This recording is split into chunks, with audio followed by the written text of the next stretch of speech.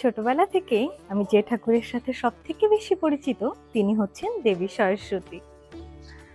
আমার কাছে সরস্বতী পূজা মানে পড়াশোনা না করা একদিনের জন্য। কনকনে ঠান্ডায় সকাল সকাল ঘুম থেকে উঠে মায়ের কাছে অঞ্জলি দেওয়া, মাকে বলা, মা রেজাল্টটা একটু দেখো। অঞ্জলির পর এবছরের প্রথম কুল খাওয়া, আরো কত কি।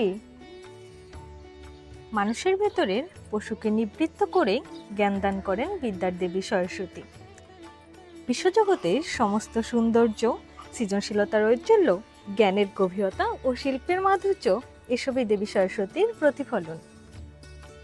তিনি পরমাত্মার জ্ঞান, প্রজ্ঞা ও সৃজনশীল শক্তির চিরন্তন রূপ।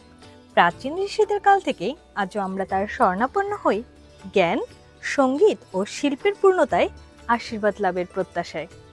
আসছে বাসন্তী পঞ্চমী তিথিতে পূজিত হচ্ছেন বাগদেবী সরস্বতী। ড্যাফোডিল ইন্টারন্যাশনাল ইউনিভার্সিটিতে সনাতনী বিদ্যার্থী কর্তৃক আয়োজিত হতে যাচ্ছে বাগদেবীর আরাধনা। উক্ত অনুষ্ঠানে আপনারা সবান্ধবে আমন্ত্রিত।